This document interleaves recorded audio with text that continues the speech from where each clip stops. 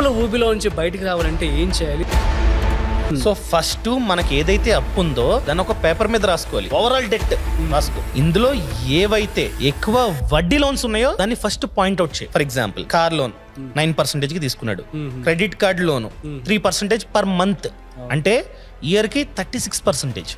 అదే విధంగా education loan ఉంది 10% తక్కువ, హోమ్ లోన్ ఉంది 8.5 అండ్ ₹3 వడ్డీకి బయట తెచ్చుకున్నాడు. సో ఇవన్నీ చూసుకుంటే ఏది కాస్ట్లీ అంటే నా ప్రకారంగా వడ్డీ. సో ₹3 వడ్డీ అంటే 36%.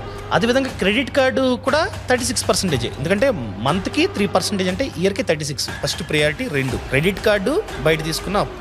సో పొరపాటున క్రెడిట్ కార్డు అప్పు కట్టకపోతే సిబిల్ స్కోర్ తగ్గిపోద్ది, కానీ బయట తీసుకున్న అప్పు ఆన్ టైమ్ లో కట్టకపోతే ఏమవుతుంది, క్రెడిట్ స్కోర్ తగ్గదు. సో నన్ను అడిగినట్లయితే వీడి ఫస్ట్ ప్రియారిటీ దేనికి ఇవ్వాలి? క్రెడిట్ కార్డ్ కి ఇవ్వాలి. ఫస్ట్ సొల్యూషన్ వాడు చేయాల్సింది ఎక్స్ట్రా సోర్స్ ఆఫ్ ఇన్కమ్ ని క్రియేట్ చేసుకోవడం. ఎక్స్ట్రా సోర్స్ ఆఫ్ ఇన్కమ్ అంటే నేను డెలివరీ జాబ్ చేయాలేమో, ర్యాపిడో తిప్పుకోవాలేమో, తప్పేముంది? రేపొద్దున్న మనం ఇంకా అప్పులూబులో కూరుకుపోతే ఎవడైనా కాపాడతాడా? ఏముంది, హైదరాబాద్ లో ఎంతమంది చేసుకుంటున్నారు? అది పార్ట్ టైం చేసుకోవచ్చు. ఫర్ ఎగ్జాంపుల్ జాబ్ చేస్తున్నాడు, ఫోన్లే 5ంటికో 6ంటికో 7ంటికి ఇంటికి వస్తాడు. ఆ 7 నుంచి మన హైదరాబాద్ లో 12 వరకు నైట్ ర్యాపిడో చేసుకుంటే తప్పే ఉంది, ఎవడగానే పెడతాడు? చాలా మంది చేస్తున్నారు. ఇలా మనం కూడా చేసుకోవచ్చు. 2 లక్షలు నీకు క్రెడిట్ కార్డ్ అప్పు ఉంది, ముందు లిస్ట్ చేసుకున్నాం క్రెడిట్ కార్డ్ అప్పు ఎలాగైనా తీర్చాలని చెప్పి. సో 40,000 పంపుకున్నాం.